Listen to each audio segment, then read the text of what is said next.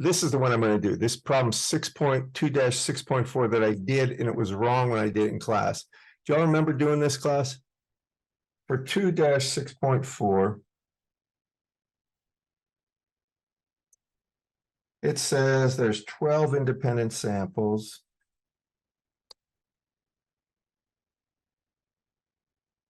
And these are voltages, and they're randomly, these are going to have Gaussian random distributions that are measured, and they have a zero mean. So I know in the book he likes Y, but I'm going to call this X bar equals 0. These are for the samples, and sigma of X squared is equal to 1. So this is for the Gaussian distribution of these variables.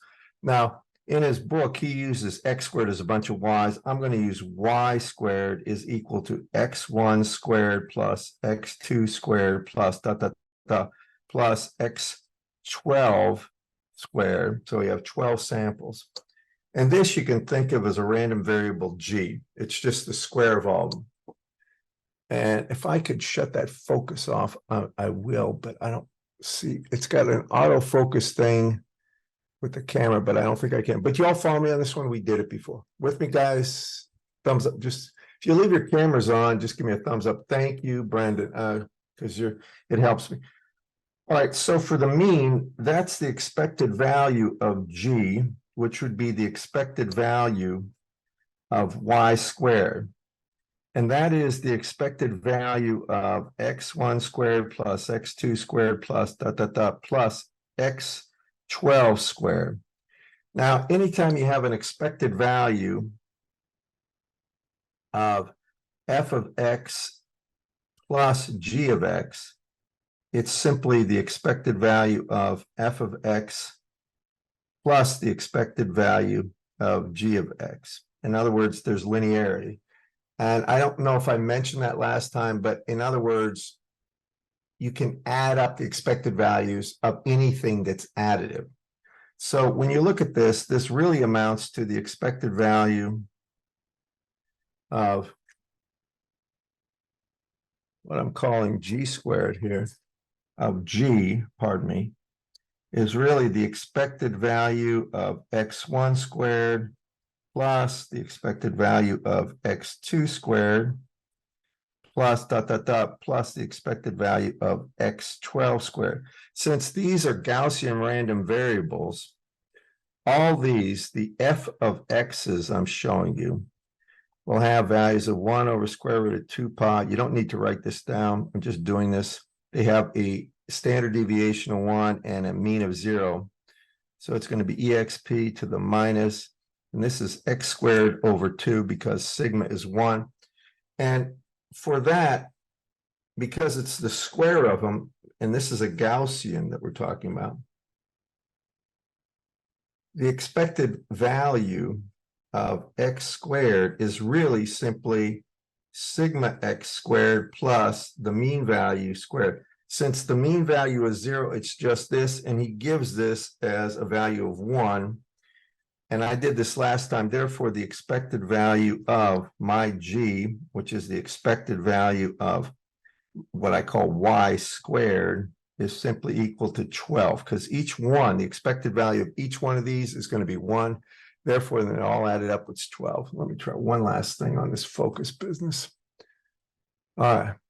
Anyway, I hope you you follow me on what I've done there. That I got right last time. Now, the next thing is, the next part is I want the expected value of G squared, which is the expected value of Y to the 4th. Do you all follow me on that, class? I did this last time.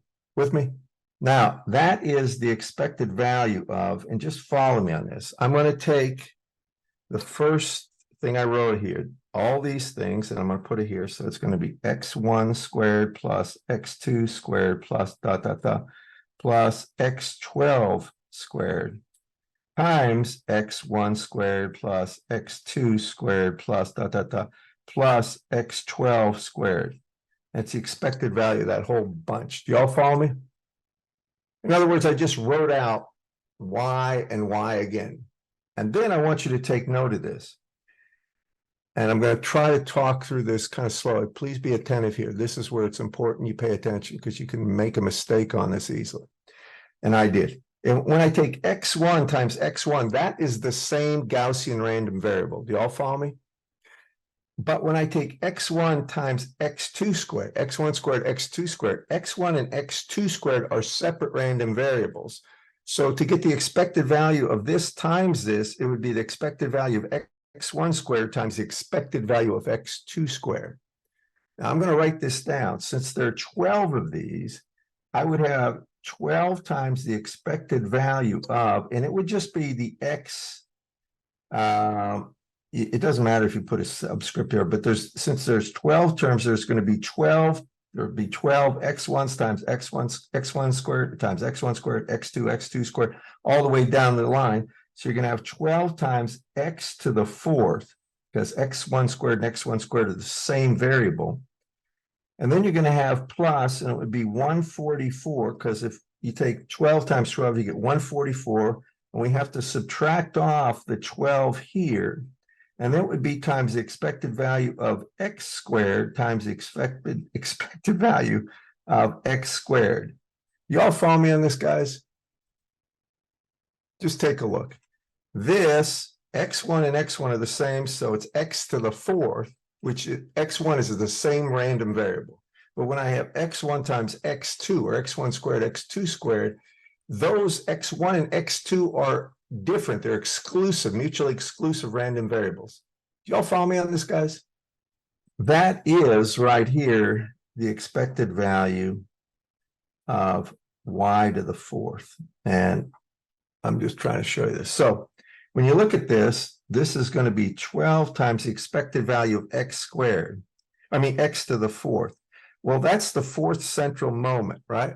And that x is a Gaussian random variable. But y'all follow me on this? Now, odd central moments, if you have a zero mean, odd moments will be 0. But even moments will be that 1 times 3 times, and then it's going to go to n minus 1. Since n is 4 here, then it's going to be sigma to the fourth. What I'm really saying is when you want the actual value of the expected value of a random variable, and it's Gaussian, the expected, this is going to be 1 times 3 times 5 times n minus 1, and then it's going to be times sigma to the nth. That's what I'm trying to get at right there. This is in the text. Oh, probably didn't see that, but I'm trying to just show you that sigma to the nth would go here. Then you're going to have plus, and that's 144 minus 12 is 132 times expected value of x squared. Now remember, x is a random variable, a Gaussian random variable with 0 mean as standard deviation of 1. So that's just going to be 1 times 1. And that's this part here. So this is, I don't know what this is. So it's going to be 12 times 3 plus, oh,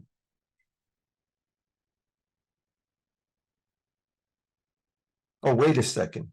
For this one, the random variable, the expected variance is 9. I'm sorry about this. My bad on that one. This should be 12 times 9.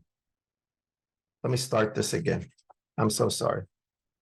I'm looking at several different things. Let me just do this again, and I'll do it accurately and quickly. This is exercise, hopefully. Exercise 2-6.4. It's on page 85. Here they say the standard deviation, or I'm sorry, the variance is 9 and the mean value is 0. So when I take a look at my y squared, that's going to be x1 squared plus plus x12 squared. And I know the 0 mean, so the expected value of y squared would be like my expected value of g, and that's going to be the expected value of x1 squared plus the expected value of x2 squared plus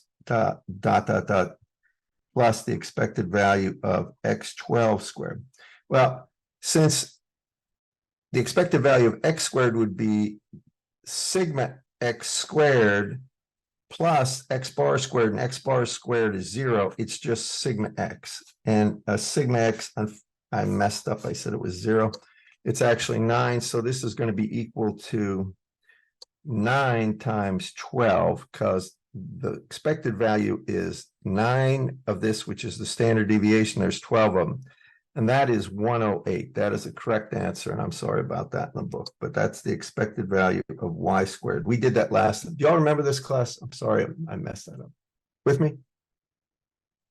And he's asking for the variance of the new random variable. So I'm just going to do this. This is the expected value of g squared, or y to the 4th, minus the expected value, or really just minus the average value, which is y squared bar squared. And this would be the variance of y squared.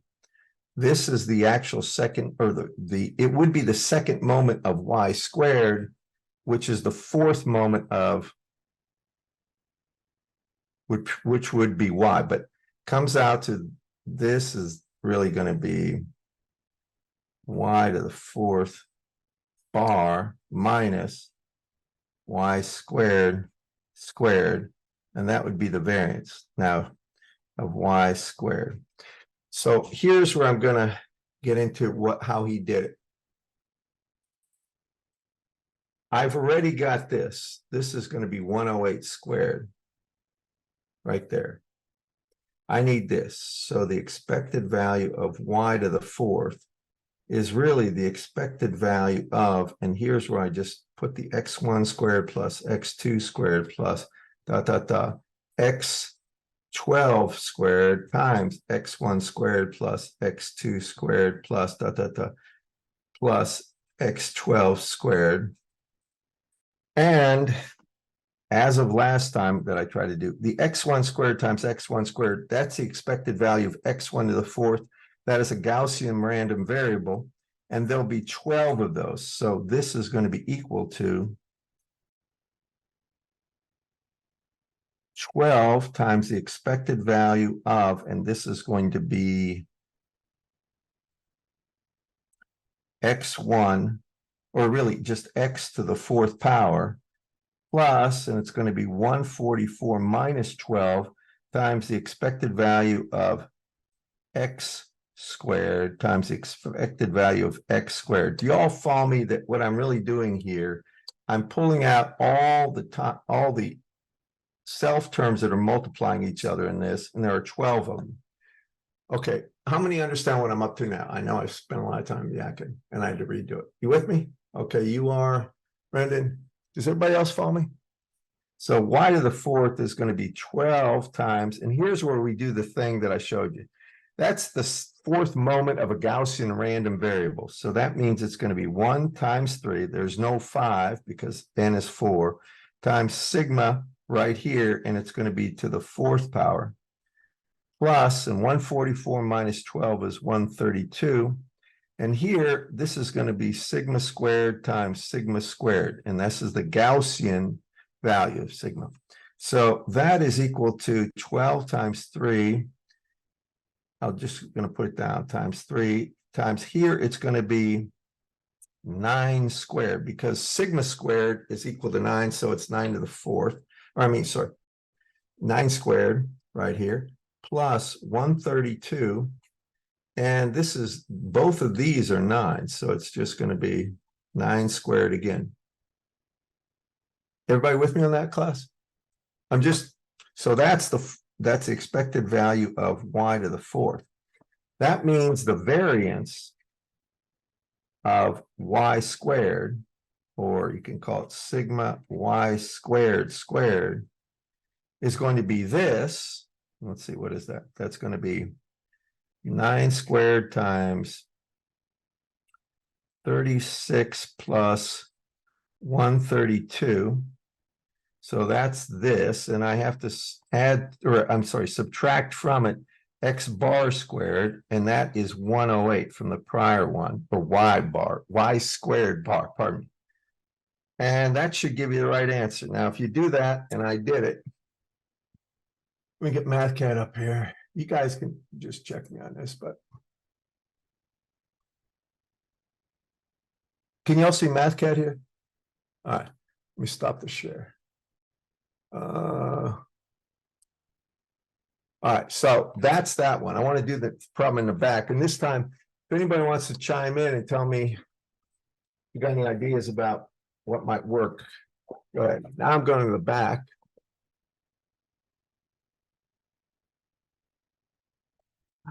Auto.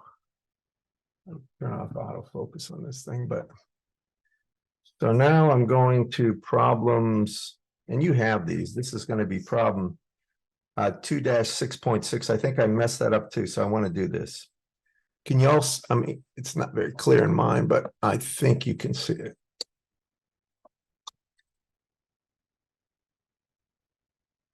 You with me on this, guys?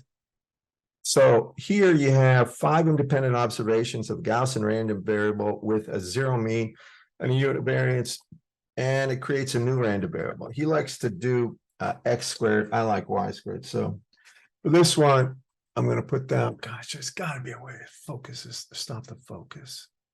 So 2-6.6. This is a problem in the back of the book. It's on page 115 of the old book. It says 5 independent random variables.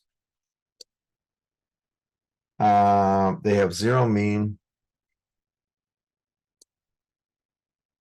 and unit variance, which is nice. So you can use the chi-squared is formed from the sum of the squares of these random variables. So now it's the same deal again. I have y squared is equal to x1 squared plus x2 squared plus plus x5 squared. And the first thing he wants is the mean.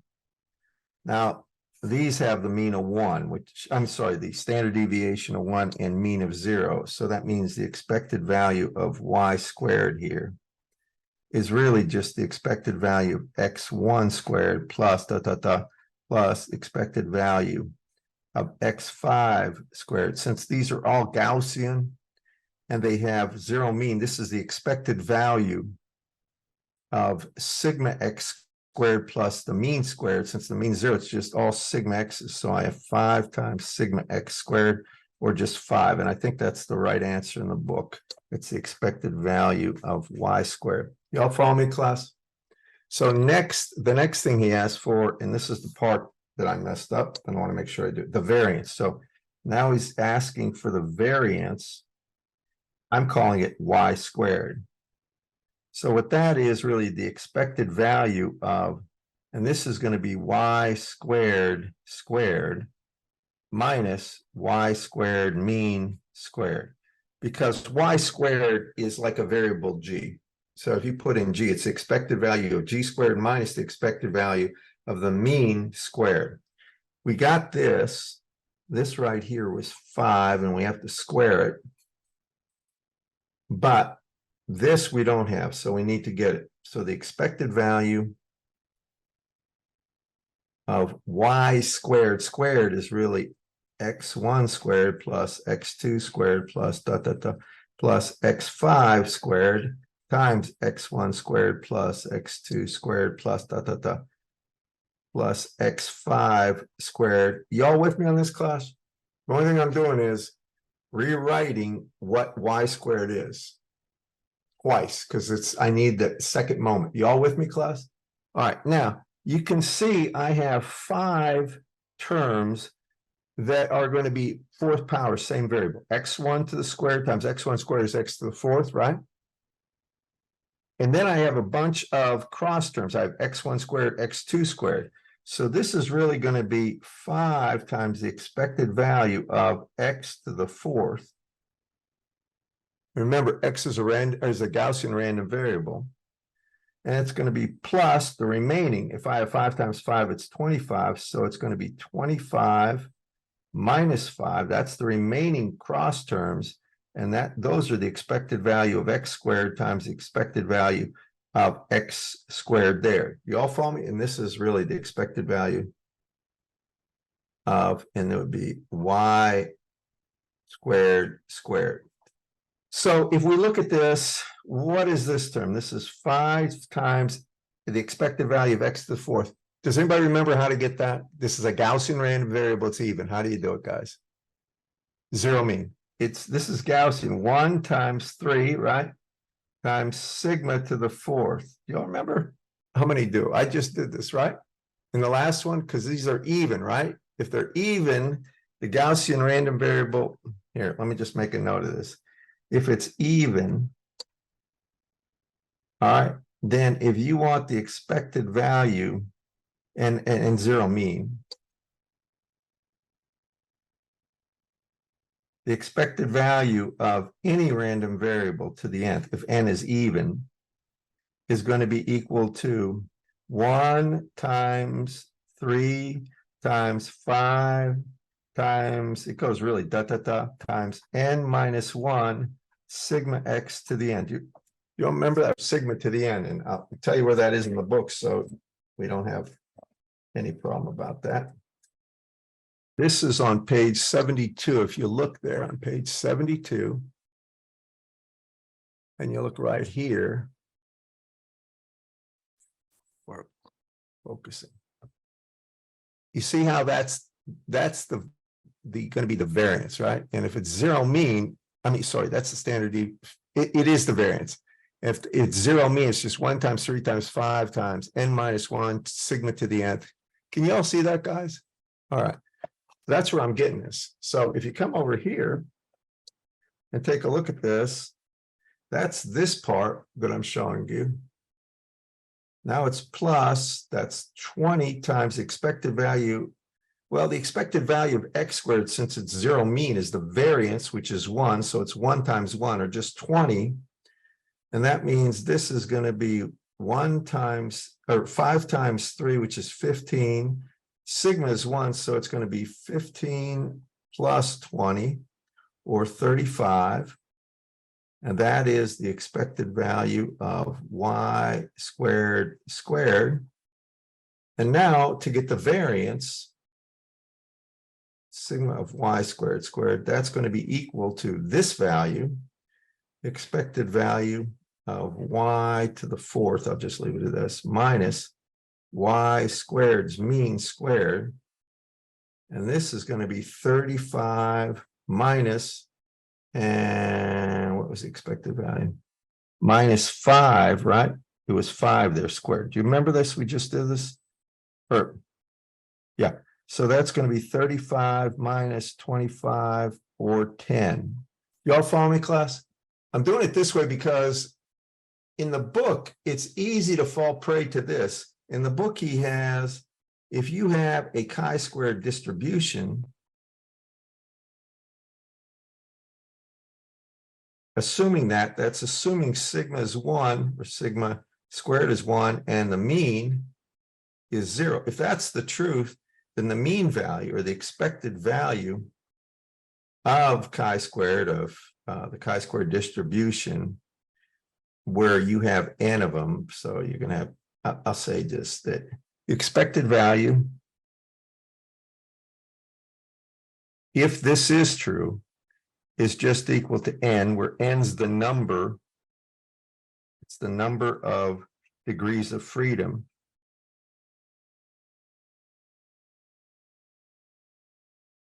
And the variance itself, the variance of the random variable, because you're going to have n random variables, the variance is going to be 2n. Now it works out, n was 5 for us, and 2n here was simply 10, and it works out for that problem. But remember the prior problem where we had 12 random variables, or 12 values, it had a variance of 9, right? So there you had to go through the mathematics I just showed you to make sure you get the right answer, and I messed that up last time. Follow me, class? So it's always better, no matter what, if this variance is not 1, if it was 10 or 9 or something like this, then you have to go through what I did here. You have to go ahead and do the manipulation. It's very important to keep an eye on that. And I would know that for the quiz or the tests. I'll just say, please underscore this, know this. Got it, everyone? Next, I'm going to mention the log normal just because I think it's at least something you should be aware of. So in his book, he does a lot of stuff with log. I mean, he talks about a lot of different distributions that you're likely to run into in some of the characteristics that you need to be aware of. You remember with Gaussian random variables, which are going to be everywhere, and they very well represent nature, that the mean and the standard deviation of Gaussian random variables you can get from integrations, direct integrations. But once you have those values, any other random variable based on it, like the Rayleigh, which would it's really a Rayleigh distribution, have 2 degrees of freedom or n equal 2, or the Maxwell distribution, which has 3. They can be derived from the chi-squared, assuming a Gaussian distribution for whatever the variable is. Typically, it's velocities or the Maxwell Boltzmann distribution, and it's typically either velocities or position for the Rayleigh. But now we get into logarithmic. This is something that happens all the time because power in general is looked at in the dB as dBs and stuff like this. He just gives you the simple example of this. So this is log normal. It's in your book. Has anybody had this distribution, by the way, at all? For log normal. So if you have, let me move it up a little. All right. If you have log normal, what he's saying in the book is y is equal to the natural log of x. And one of these two can be known. Here he's going to say y is Gaussian. So we're going to assume y is Gaussian. All right. If y is Gaussian, we can get into the thing where we say if we have f of x dx is equal to f of y dy. Do you remember this? This is a sliver of the probability density function on one side is equal to the sliver of the probability density function on the other side. The only caveat is if there was something like a squared power over here, or you would have something where it'd be a squared operator, then this one would be doubled. Do you remember when we talked about for the power distribution, we had to double it because they're both minus and plus x would have a value that when you square it would be an x squared value would give you a y value. You follow me on this, guys? So it would be twice that. Let me go through this and I'll try to make sense of it. So if we take a look at this, so if I look at this, I can really say, since I'm assuming f of y is Gaussian, I'll put it down here. So I'm assuming fy of y is equal to 1 over square root of 2 pi sigma, and that's sigma y, times exp to the minus, I'm not going to have room, got to put it over here. F of y is equal to 1 over the square root of 2 pi, and then sigma of y, and then it's exp to the minus the quantity y minus y bar squared over 2 sigma y squared. That's the definition of the Gaussian distribution for a function. And I think everybody knows that, right? So if you look here, this renders that if I want x, I would take e to the y would be equal to x, or y is equal to log of x. I'm just showing you the relationship. If y equals log x, then e to the y would be x and vice versa. Here's the distribution I'm going to use here. But what I'm going to do is replace y with the natural log of x. So I get now fy of, and this is going to be of x. We're not done with that yet because that's going to be that times dx. So I take fy and I replace the y with the functional form of x. So it's going to be 1 over square root of 2 pi sigma y exp to the minus. Now y is log of x, so it's natural log of x. And then it's going to be minus y bar. I'll leave it as y bar here. Squared over 2 sigma of y squared. And if you look at this, that would be times dy here. So if I get rid of that, And what I'm doing is saying, I have this. And now I'm going to go ahead and divide by dx. I have to take divided by dx dy. And remember, I want this in terms of x. So I see that when I look at this, I have x is equal to e to the y. Dx dy is simply equal to e to the y here. In other words, it's the same thing. And therefore, I can replace this with simply x right here. So the bottom line is for log normal, you get this. You get a distribution of f of, and this now is f of x is going to be equal to 1 over the square root of 2 pi, and this is sigma of y, but it's times x because x is going to be in the denominator where dx dy is, times exp to the minus, and then it's quantity, natural log of x minus y bar squared over 2 sigma of y squared. This is a lot. I'm saying a lot here. And in your book, he's going to have this. I'm just making note of this. I want to at least touch on it.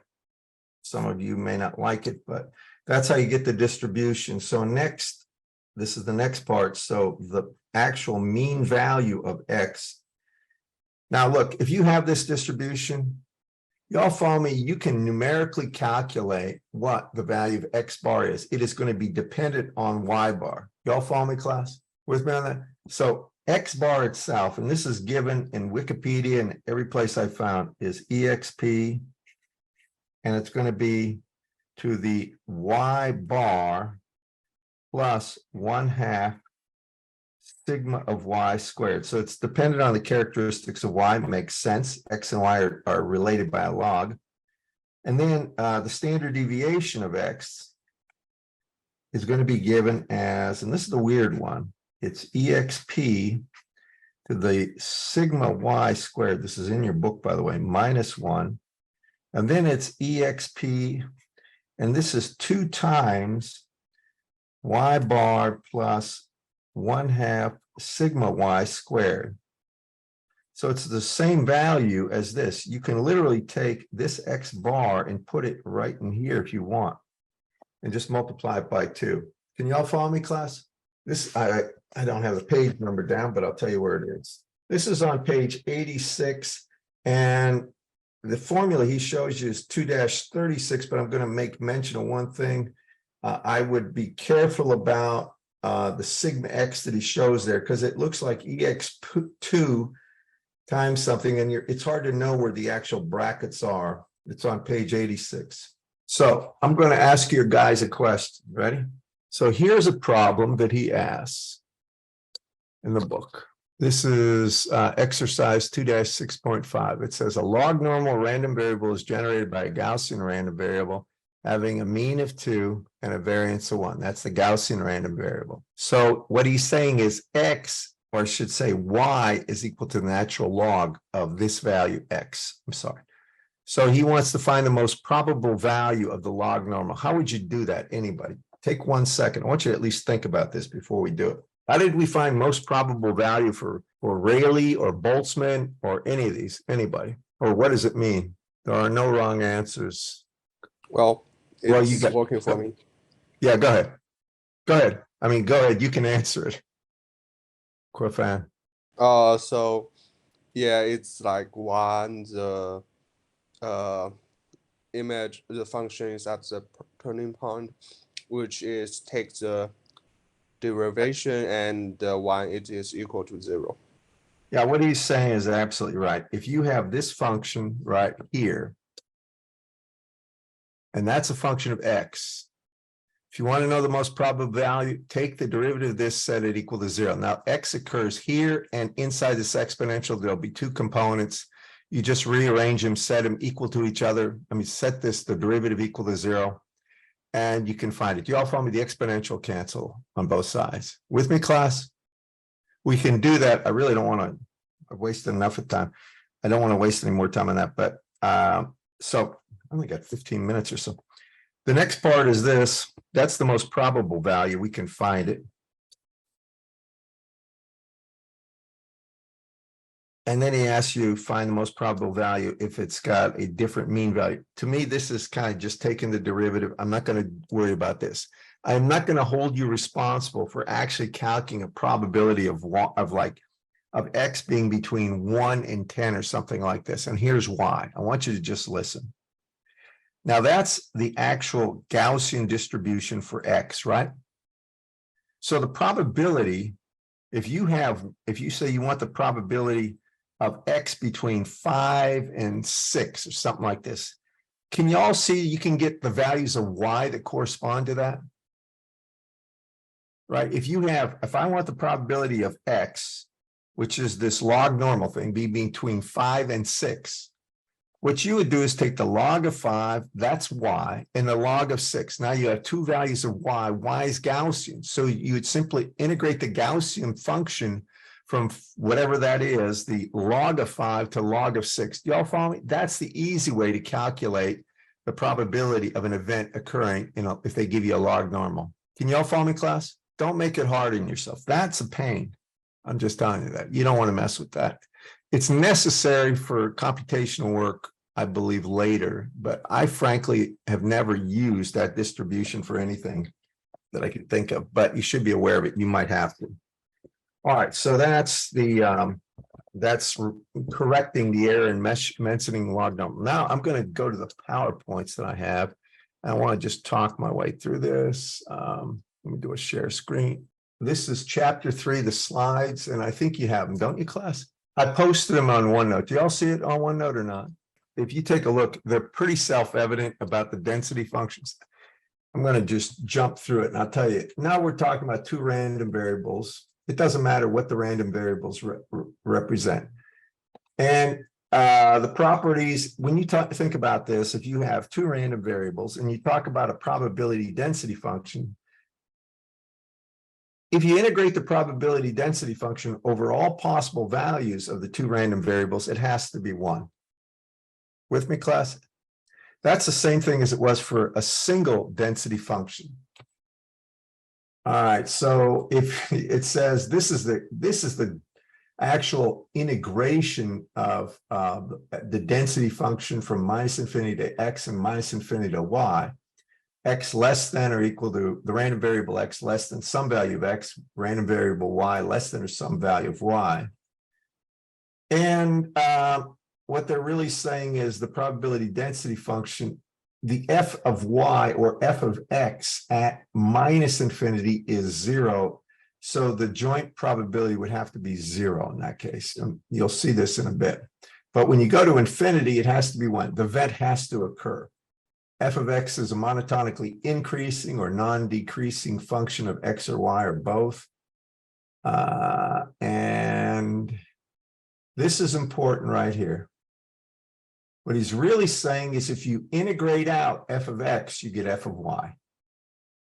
If you have a joint density function, F of X and F of Y, and you integrate out F of X, in other words, take F of XY dx from -infinity to infinity, dx, it gives you Y, and you can get the F of Y and then integrate that. But we'll talk about this.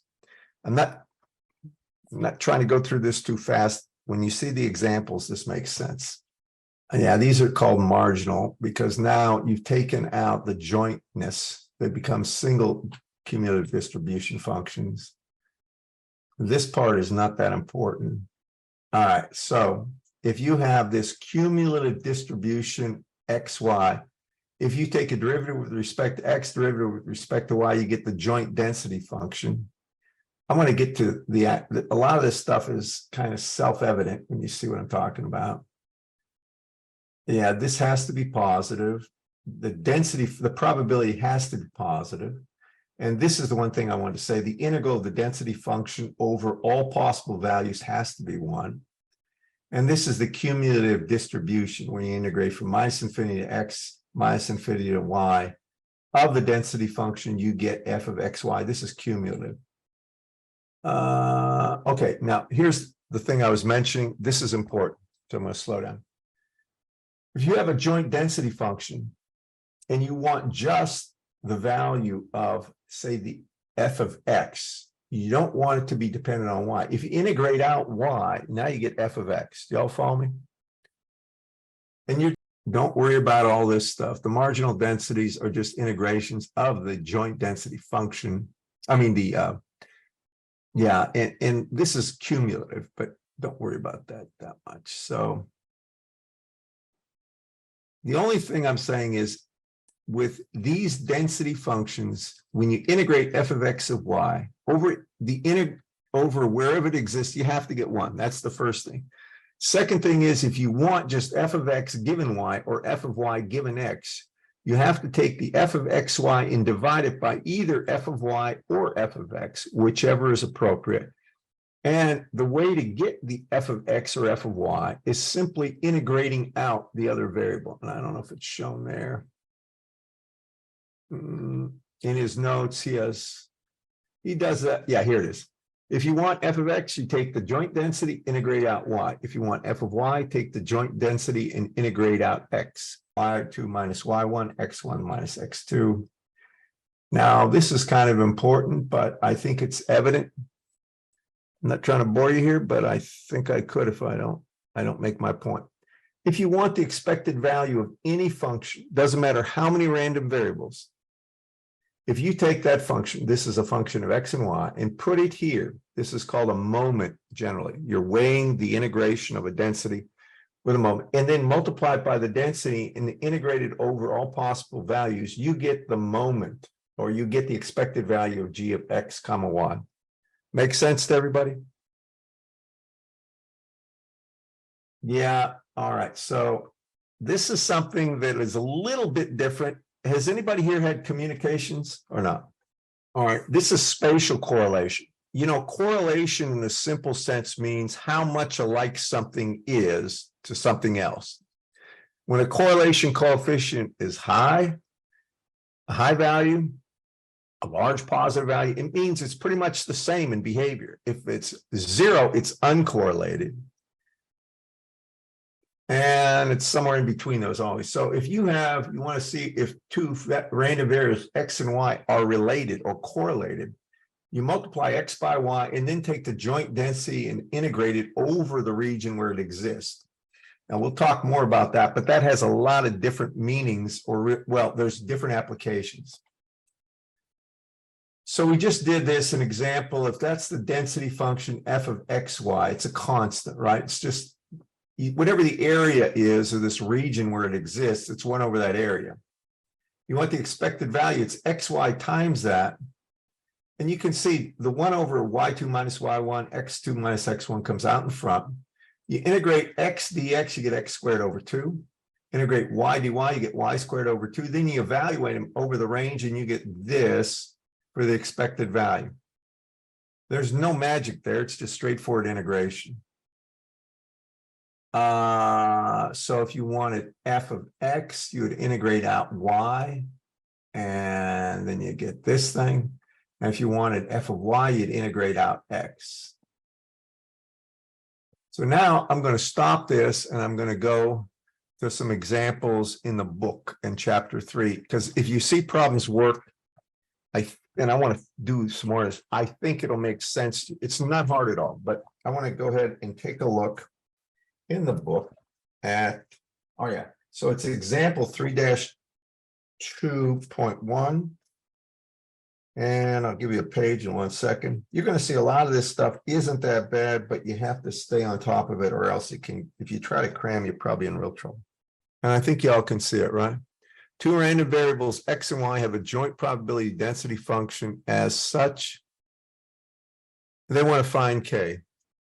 So it's 3-2.1.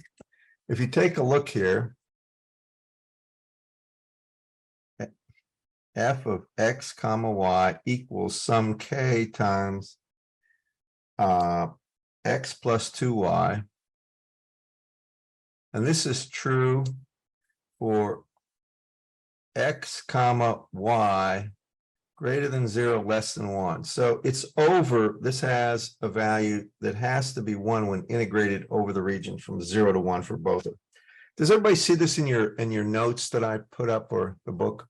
So if we go ahead and do this right here, I know that the double integral of x comma y dx dy from 0 to 1, 0 to 1 has to be 1. That's the whole basis to what I was saying earlier. Everybody with me? So what is that going to be? Well, I know 1 is equal to an integral of k, right? And it's going to be times k times x plus 2y dx dy 0 to 1, 0 to 1. The k can come out front, so I have 1 equals k. Now, when I integrate x dx, I get x squared over 2, evaluated from 0 to 1. It's going to be 1/2. And then when I integrate dy from 0 to 1, I'm going to get 1. So the first part is 1/2. Now, when I integrate right here, 2y dy, or I'm sorry, 2y dx, I get 2yx evaluated from x equals 0 to 1 is simply 1. And 2y integrated dx is going to be 2y squared over 2, or y squared from 0 to 1, or it's going to be plus 1. And that means k is equal to, that's 3/2, 1 over that is 2/3. And that's the answer he has in the book. It's the middle answer. They're not in order. Do y'all follow me, class? Just to get k out of the way. After that, guess not. He asked for the conditional probability that x is greater than 1/2 given y is equal to 1/2. So I didn't cover this. I'm about to. So if you want the conditional probability of x, assuming you know y, this is what conditional probability is. And I'll show you what I mean by it. Now, this is the density function right here. It's equation 3-12. I don't know, have any idea why it's that bad here, but it's f of xy over f of y. That would be the conditional density function, assuming you're given a value of y and you want to know the probability density function of x. You have to take f of xy divided by f of y. Now, f of y is going to have a known value, but let me just do this for you. So this is f of x comma y over, in his book, he's going to have f of y. So how do we get f of y is a good question. To get that, we're going to take fy of y, which is called a marginal density function, is equal to the integral of f of xy, this is in your book, dx, and x would go from 0 to 1 because that's where it exists. So here we've got k is equal to 2/3. So we have an integral from 0 to 1 of 2/3, and it's x plus 2y here, and it's going to be dx. Can you all follow me what I'm doing here? I'm just literally applying what it says to apply in the book. I want to get f of y. I need that to get the conditional probability. I didn't prove this. It's in the notes in the book. I can prove it, but I have to start by doing the distribution function for f of x, y, and then taking derivatives. And I don't really want to do that, but I've got down to here. And give me a second, I'll be done with this. So now when I integrate that, I find f of y is equal to, the 2/3 can come out in front. When I integrate x dx, that's x squared over 2 from 0 to 1 is 1/2. Plus, and I integrate x times 2y is just going to be 2yx, and x goes from 0 to 1, or it's plus 2y, right? So that's equal to, I'll just leave it as 2/3, 1/2 plus 2y. So now I get my f of x given y.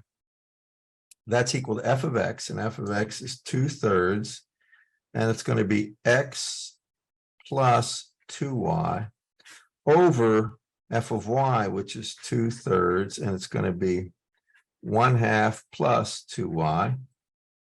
All right, so and I didn't say this, but it says they want this density function for y equal 1/2. Remember, they said the marginal density given y equal 1/2. So if y is equal to 1/2 here, that means the 2/3 cancel. So I have x plus 1 on top, and I have 1/2 plus 1 on the bottom, or I have x plus 1 over 3/2, or I have 2/3 x plus 1. And that's a conditional probability. They want the probability x is greater than 1/2 given y equals 1. So I put in y equals 1 here. This is going to be f of x given y equal 1/2. Can you all follow me in this, everyone? I'm literally just going through the motions now. Now that's the density function for the condition that y is 1/2. I've got to integrate that because he wants to know the probability that x is greater than 1/2. So now I have to take this density function. I have to take f of x given y equals 1/2, and I have to integrate dx from 1/2 to 1. And that will be this probability that it'll be the probability that basically x is, probability that 1/2 greater than x less than 1, assuming y equal 1/2. And if I go ahead and integrate that, you're going to find out I'm doing this right here. I'm trying to fit it on a page. So I'm going to integrate 2/3 x plus 1 dx from 1/2 to 1. And that's going to be, I'll take the 2/3 out in front. So when I integrate x, I get x squared over 2. And from, so it's going to be x squared over 2 from 1/2 to 1 plus, and it's dx integrated as x from 1/2 to 1 is just 1/2. So what does that come out to be? That's going to be 2/3, and then it's going to be, here I'm going to have 1/2 minus, so I got 1/2 here, and then it's going to be 1 minus 1/4 plus 1/2. And let's see, take 1/2 out in front. That's 3/4. 1/2, 1/2. So it's going to be,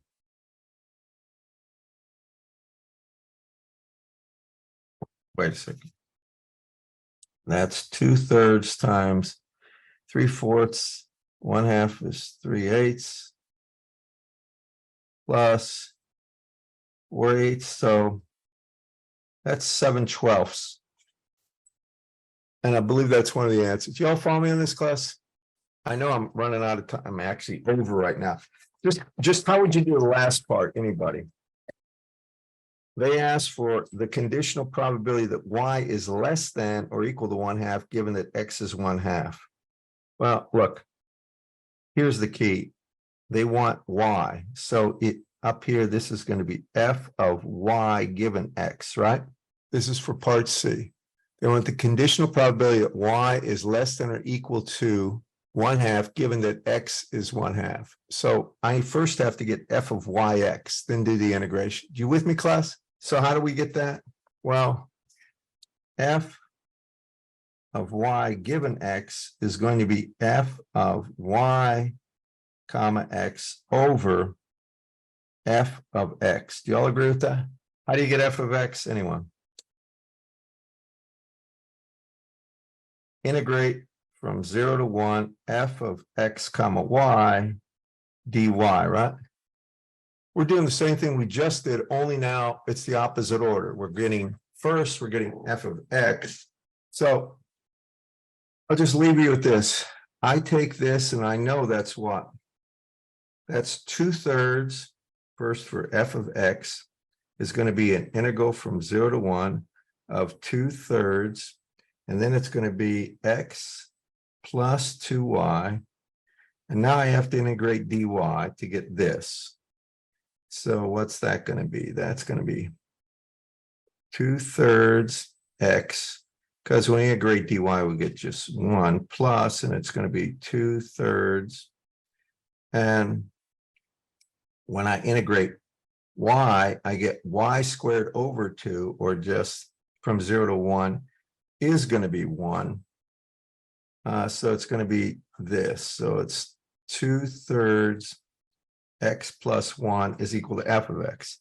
That means f of y given x is equal to f of x y 2/3 x plus 2y over this, which is 2/3 x plus 1. Here, x is assumed equal to 1/2. That means the joint density function is going to be 1/2 plus 2y over 1/2 plus, or 3/2 here.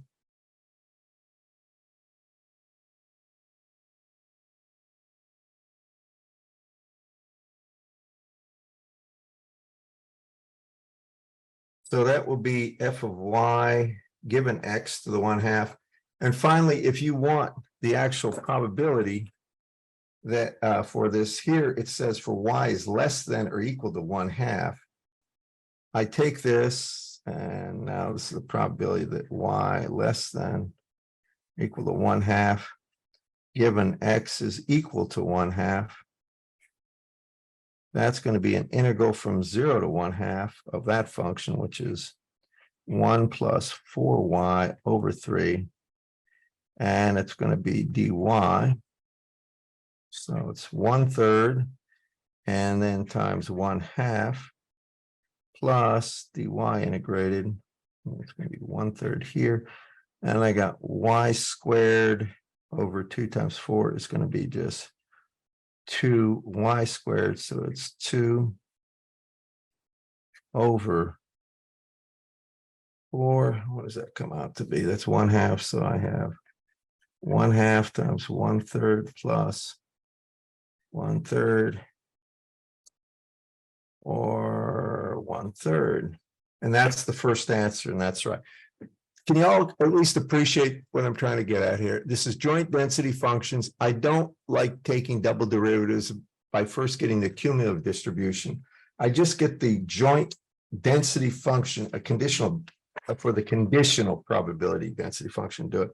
This is all in the textbook on page 127. Or 126 through 127. I'm going to ask you to read that before next time.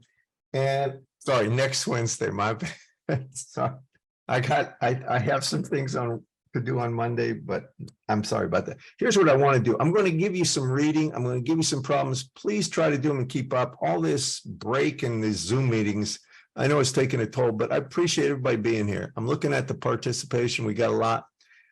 I'll give you, did I give you solutions to 3 or not? I think I did. I think all those solutions I posted for that book. I'm going to use the old text for that. I'll make sure, and I'll give you more problems, but just work them. And then if you can all take a shot at them on Wednesday, we'll be meeting. Are we meeting in person? Yeah. Yes. Fantastic. We'll do an overview of that. And when is the exam? A week from Friday. So on Wednesday, we'll meet in person. I'll do an overview of this and I'll give you a recap for the exam, and then we'll schedule the quizzes after the test. Okay.